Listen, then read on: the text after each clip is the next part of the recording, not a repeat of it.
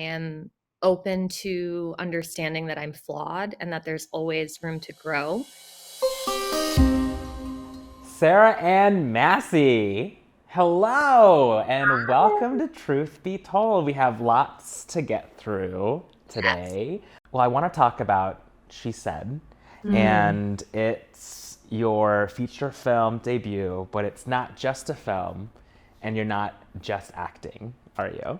No, yeah, it's so for anyone who doesn't know, She Said is about the New York Times investigation that helped to bring down Harvey Weinstein. And I am an actor and a writer and a filmmaker, and I've been doing this for a long time, but I am also one of the first women who came forward about being abused by Harvey. To get to be a part of this film that is obviously so important to me personally is really exciting. And it's also just a really great film. And I get to play this New York Times Pulitzer Prize winning journalist named Emily Steele, and her reporting actually brought down Bill O'Reilly, and that like laid the groundwork for the reporting that happened on Weinstein. How would you describe that full experience in 3 words? Inspiring, healing, exciting. I love that. All the Yeah. feels, it sounds All like. the feels. Oh, yeah. I mean, look, I walked my first day on set. I walked into the New York Times building. We filmed in the New York Times because during COVID, they weren't in there, and I think we're the first film that actually got to film in the building, and, I'm just walking into this incredible environment and being greeted by Maria Schrader with open arms and enthusiasm for my talent, and Dee Dee Gardner's on set, and I'm my Zoe Kazan is my scene partner. It was just a total dream come true, and then getting to tell this story is just the icing on the cake. Obviously, that's a core memory right there, but Mhm.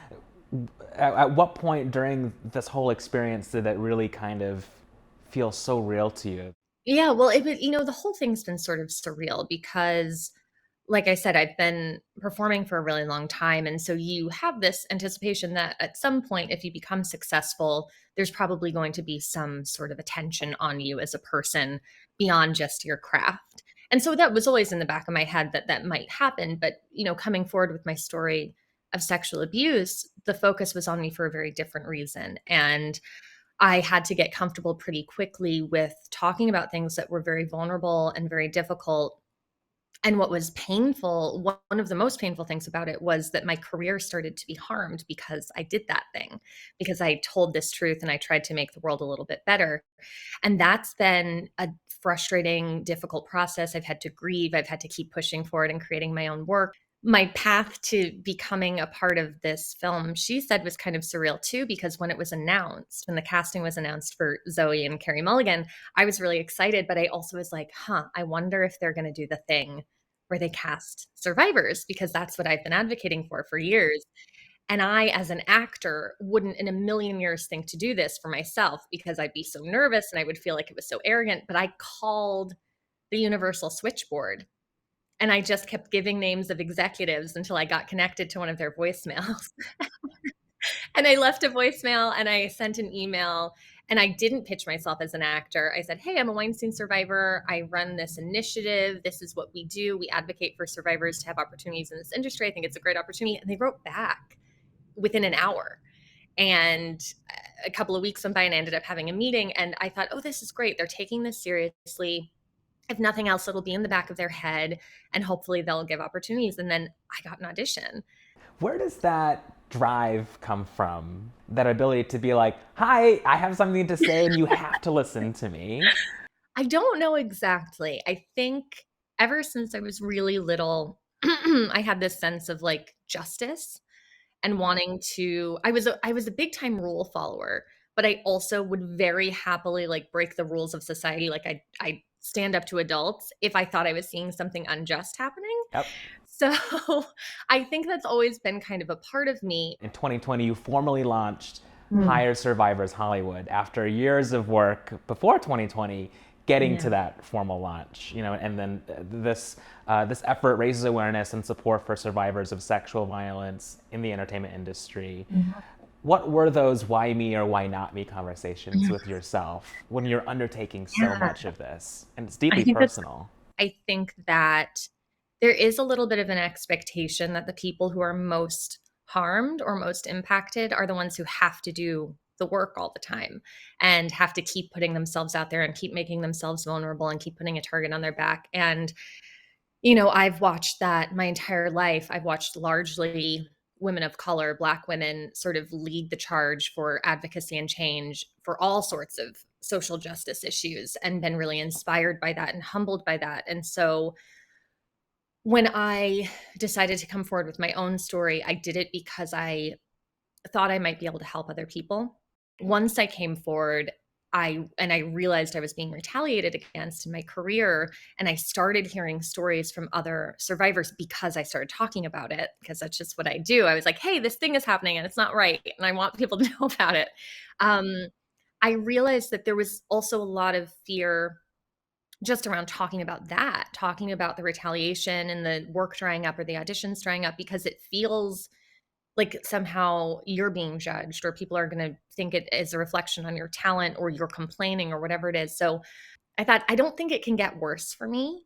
I already clearly am struggling with this. What do I have to lose? I might as well continue to be the person who talks about this, and hopefully my voice can help prevent this from happening to other people, or allow the good people in the industry to realize that this is happening and let them do something about it to course correct.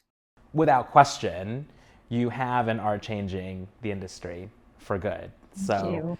at least there's that, you know. Yeah, it's a good But thing. I want to switch gears a little bit and talk more about you. But, in all of this and all this work that you've done and are sharing, there was still a part of yourself that was missing too. I've had kind of a similar journey in several of my identities over my life, I think, where, and I hope this is relatable. Like, as a person, we sort of only have access to how we experience the world at some level, right? Like, so I remember when I first met my husband and we got serious in our relationship, it wasn't until I was with him that I realized, oh, not everybody wakes up every morning and feels terrible. Not everybody has a headache every day and has all this. And it was that process that allowed me to discover that I have several invisible disabilities and chronic illnesses and dynamic disabilities. And that was a long process of accepting that and unpacking my own internalized ableism and dealing with all of that. So I had that experience, and that sort of was very informative to me, I think, of realizing that we think we know ourselves and we think we understand ourselves, but we kind of have to contextualize it with the rest of the world and our conditioning. And so over the past couple of years, I started feeling like there was just part of me that I didn't fully understand or hadn't fully embraced. And I spent my whole life thinking I was super heterosexual. Like, I remember having crushes on boys since I was 4 years old. And like, I always loved pink. And I was like, it was very much buying into like the compulsory heteronormativity. And it's only in the past year or two that I realized that I don't think I'm actually straight. And I hadn't accepted or fully understood what my journey was with my sexuality, but I knew something was there. Yeah. And I knew I needed to talk about it to process it. So I talked to my husband. I'm so ready to unpack the husband Yeah. conversation because I Yeah. think, especially in the bi community, there Mhm. is such a weird taboo of having to make a choice, Mm-hmm. but it's totally not the case at all. I took my husband aside and I like sat him down. And I said, I need to talk to you about something. And like, you could see on his face that he looked kind of nervous. And he's like, that's okay. What is it? You can tell me anything. And I couldn't say it.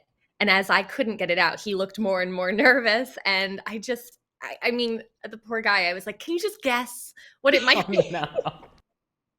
And he said, I don't know. Are you not straight? And I went, I don't know. I don't think I am.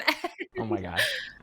And he just was like, immediately all the nerves left him. He looked totally relaxed. And I said, I don't know what it is yet. I'm not ready to label it yet, but I don't think I'm straight. And maybe I'm bisexual, maybe I'm pansexual, I'm queer. I don't know what it is. I need to talk about it to figure it out. But I just felt like I couldn't do it until I said it out loud. And he was so supportive, like just instantly like gave me a huge hug and told me how much he loved me and he was so proud of me and just like excited that I was fully embracing myself. Yeah, absolutely. And Yeah. that on top of just the fact that your identity is Yeah. totally separate from your relationship in this Yes, case. well, that would be nice. I mean, I think that happens a lot in general, especially to women, is like there's a lot of like your identity is whether you're single Sure. or not, who you're married to, what, and I just want to divorce myself from that completely. And I Absolutely. think owning my own sexuality actually helps with that because I have been able to assert like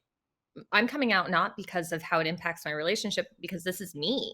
And if you want to be in my life, like, don't you want to know the full version of me? This is part of who I am. I also hope in talking about it, maybe other people will be able to see themselves in me and realize sooner than I did that, you know, they are more than society told them that they were. Well, once again, making change and and Trying. changing and really changing the complexion of understanding for an entire community of people. And Mhm. that said, what would you say is your truth, Sarah Ann Masse? I think that I am a person who's very much motivated by trying to do good for myself and for the world around me, and that I am open to understanding that I'm flawed and that there's always room to grow. And I'm an artist who wants to use my talent to shape the world to be, you know, a better and brighter place, and to use those talents that have been given to me to, you know, have fun and help others in the process.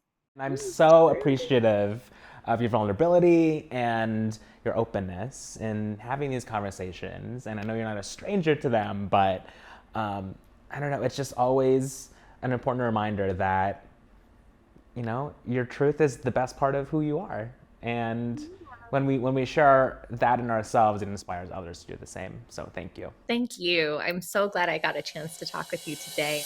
To see more Truth Be Told, check us out at Plus Life Media and pluslifemedia.com. And until next time, let your truth be told.